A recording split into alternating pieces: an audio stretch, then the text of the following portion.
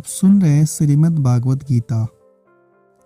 पहले दो श्लोकों में यज्ञ द्वारा देवताओं का पूजन करने वाले सकामी मनुष्यों के देव पूजन का फल आवागमन बतलाकर अब भगवान उनसे बिन अपने अनन्य प्रेमी निष्काम भक्तों की उपासना का फल उनका योग क्षेम बहन करना बतलाते हैं। जो अनन्य प्रेमी भक्तजन मुझ परमेश्वर को निरंतर चिंतन करते हुए निष्काम भाव से बसते हैं, उन नित्य निरंतर मेरा चिंतन करने वाले पुरुषों का योग क्षेम में स्वयं कर देता हूँ। पूर्व श्लोकों में भगवान ने समस्त विश्व को अपना स्वरूप बताया कि यज्ञों द्वारा की जाने वाली देव पूजा को प्रकारांतर से अपनी ही पूजा बताकर उसका फल आवागमन के चक्कर में पड़ना और अपने अनन्य भक्त की उपासना का फल उसे अपनी प्राप्ति करा देना कैसे बताया, इस पर कहते हैं। हे अर्जुन, यद्यपि श्रद्धा से युक्त जो सकाम भक्त दूसरे देवताओं को पूजते हैं, वे भी मुझको ही पूजते हैं, किंतु उनका वह पूजन अविधि पूर्वक अर्थात अज्ञान पूर्वक है। अन्य देवताओं के पूजन करने वालों की पूजा भगवान की विधि पूर्वक पूजा नहीं है। यह कहकर अब वैसी पूजा करने वाले मनुष्य भगवत प्राप्ति रूप फल से वंचित क्यों रहते हैं, इसका स्पष्ट रूप से निरूपण करते हैं। क्यों संपूर्ण योगों का भोक्ता और स्वामी भी मैं ही हूँ, परंतु वे मुझ परमेश्वर तत्व को नहीं जानते, इससे गिरते हैं और पुनर्जन्म को प्राप्त होते हैं। भगवान के भक्त आवागमन को प्राप्त नहीं होते, अन्य देवताओं की उपासक आवागमन को प्राप्त होते, इसका क्या कारण है? इस जिज्ञासा पर उपास्य के स्वरूप और उपासक के भाव से उपासना के फल में भेद होने का नियम बताते हैं।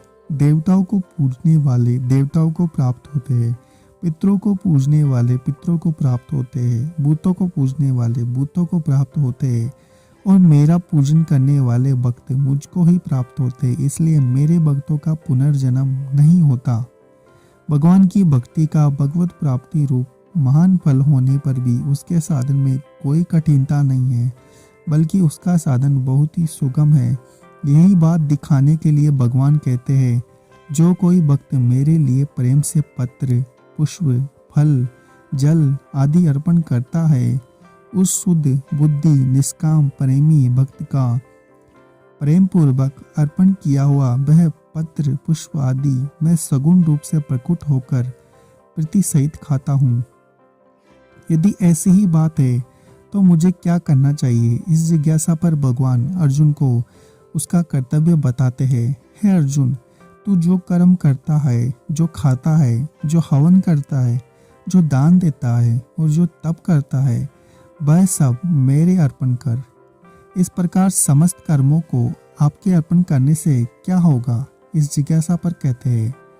इस प्रकार जिसमें समस्त कर्म मुझ भगवान के अर्पण होते हैं, ऐसे संन्यास योग से मुक्त होकर मुझको ही प्राप्त होगा। उपयुक्त भगवान से भक्ति करने वाले भगवान की प्राप्ति होती है, दूसरों को नहीं होती। इस कथन से भगवान में विषमता के दोष की आशंका हो सकती है, अतएव उसका निवारण करते हुए भगवान कहते हैं, मैं सब भूतों में संभाव से व्यापक हूँ, ना कोई मेरा प्रिय है और ना प्रिय है, परंतु जो भक्त मुझको प्रेम से भजते हैं वे मुझ में हैं और मैं भी उनमें प्रत्यक्ष प्रकट हूँ। भगवान भजन करने वालों में अनासक्त भाव प्रदर्शित करते हुए अब अगले दो श्लोकों में दुराचारी को भी शाश्वत शांति प्राप्त होने की घोषणा करके अपनी भक्ति की विशेष महिमा दिखाते हैं। यदि कोई अतिशय दुराचारी भी अनन्य भाव से मेरा भक्त होकर मुझको बसता है तो वह साधु ही मानने योग्य है, क्योंकि वह यथार्थ निश्चय वाला है, अर्थात उसने भली बाती निश्चय कर लिया है कि परमेश्वर भजन के समान अन्य कुछ भी नहीं।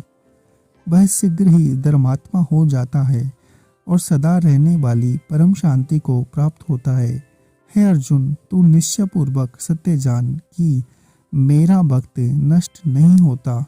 इस प्रकार सदाचारिता और दुराचारिता के कारण होने वाली विषमता का अपने में अभाव दिखाकर अब दो श्लोकों में भगवान अच्छी बुरी जाति के कारण होने वाली विषमता का अपने में अभाव दिखाते हुए शरणागति रूप भक्ति का महत्व प्रतिपादन करते हुए अर्जुन को भजन की आज्ञा देते हैं।